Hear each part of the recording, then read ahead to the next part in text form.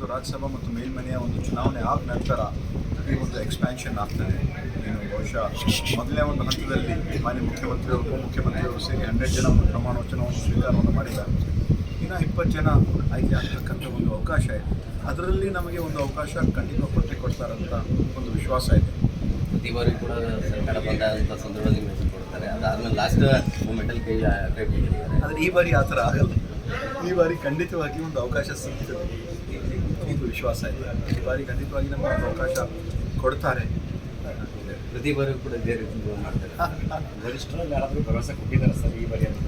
ಇಲ್ಲ, ವರಿಷ್ಠರು ಎಲ್ಲರೂ ಸೇರಿ ದೆಹಲಿಯಲ್ಲಾಗಲಿ ಮತ್ತು ನಮ್ಮ ಕರ್ನಾಟಕ ರಾಜ್ಯದ ಎಲ್ಲ ವರಿಷ್ಠರಾಗಿ ನಾವು ಮಾಡಿರುವಂಥ ಒಂದು ಕೆಲಸ ಕಾರ್ಯಗಳನ್ನು, ಒಂದು ನಿಷ್ಠೆ ಮತ್ತು ಮಾಡಿರುವಂಥ ಕೆಲಸ ಕಾರ್ಯಗಳನ್ನು ಕಲ್ಯಾಣ ಕರ್ನಾಟಕ ಅಭಿವೃದ್ಧಿ ಮಂಡಳಿಯಲ್ಲಾಗಲಿ ಮತ್ತು ಚೀಫ್ ವಿಪ್ ಆಗಿ ಕೆಲಸವನ್ನು ಮಾಡಿರೋದಾಗಲಿ, ದೆಹಲಿಯ ವಿಶೇಷ ಪ್ರತಿನಿಧಿಯಾಗಿ ಮಾಡ್ತಕ್ಕಂಥ ಒಂದು ಕೆಲಸ ಎಲ್ಲವನ್ನು ಗಮನದಲ್ಲೂ ತಗೊಂಡು ನಮ್ಮ ಕಲ್ಯಾಣ ಕರ್ನಾಟಕ ಒಂದು ಅಭಿವೃದ್ಧಿ ಮಂಡಳಿಯಲ್ಲಿ 16 ಕೆಲಸಗಳು, ಅಕ್ಷರಾವಿಷ್ಕಾರ, ಆರೋಗ್ಯಾವಿಷ್ಕಾರ, ಅರಣ್ಯಾವಿಷ್ಕಾರ ಮತ್ತು ಅಲ್ಪಸಂಖ್ಯಾತರ ಅಭಿವೃದ್ಧಿ, ಹಿಂದುಳಿದ ವರ್ಗದ ಅಭಿವೃದ್ಧಿ, ಶೋಷಿತ ಜನಾಂಗದ ಅಭಿವೃದ್ಧಿ ಅಂತ ಕೆಲಸ ಕಾರ್ಯಗಳಾಗಲಿ ಮತ್ತು ಪ್ರಜಾಸೌಧ ಆಗಲಿ ಮತ್ತು ಈ ಒಂದು ಜಲಭಾಗ್ಯ ಅಂತ ಇರ್ತಕ್ಕಂಥ ಒಂದು ಕಾರ್ಯಕ್ರಮ, ಈ ಭಾಗದಲ್ಲಿ ವಿಶೇಷವಾಗಿ ಒಂದು PPDAW ಅಂದರೆ ಪಾಲಿಸಿ ಮತ್ತು ಒಂದು ಡೇಟಾ ಅನಾಲಿಸಿಸ್ ವಿಂಗ್ ನಾವು ಮಾಡ್ತಕ್ಕಂಥ ಒಂದು ಕೆಲಸವೂ ಕೂಡ ಈ ಸತಿ ಒಂದು ಮಾಡ್ತಾ ಇದ್ದೀವಿ. ಹೆಚ್ಚಿನ ಒಂದು ಆದ್ಯತೆ ಪ್ರೊಫೆಸರ್ ಗೋವಿಂದ ರಾವ್ ಅವರು ಕೊಡ್ತಕ್ಕಂಥ ಒಂದು ರೀತಿಯಿಂದ ನಾವು ಮಾಡ್ತಾ ಇದ್ದೀವಿ.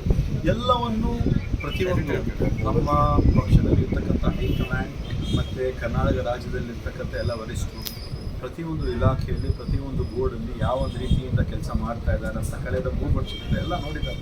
ಎಲ್ಲವನ್ನೂ ಗಣನೆಯಲ್ಲಿ ತಗೊಂಡು ಮತ್ತೆ ಗಮನದಲ್ಲಿಟ್ಕೊಂಡು ನಮ್ಗೆ ಅವಕಾಶ ಕೊಡ್ತಾರಂತ ಒಂದು ಸಂಪೂರ್ಣವಾದ ಒಂದು ವಿಶ್ವಾಸ ಇದೆ. ಇಬ್ಬರನ್ನ ಮಂತ್ರಿ ಕೊಟ್ಟಿದ್ದಾರೆ ಸರ್ ನಮ್ಮ ಜಿಲ್ಲೆಯಿಂದಲೇ, ಇನ್ನೊಬ್ಬರು ಮಂತ್ರಿ ಅಲ್ಲಿ ಕಲಬುರಗಿ ಅಂದರೆ ಹೆಡ್ ಕ್ವಾರ್ಟರ್ ಇದೆ.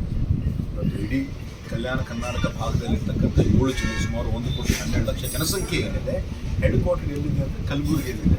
ಇಲ್ಲಿ ಇರ್ತಕ್ಕಂಥ ಒಂದು ಉದಾಹರಣೆ ಇದೆ. 6 ಜನ ಇಲ್ಲಿ ಇರ್ತಕ್ಕಂಥ ಮಂತ್ರಿ ಆಗಿದ್ದಾರೆ.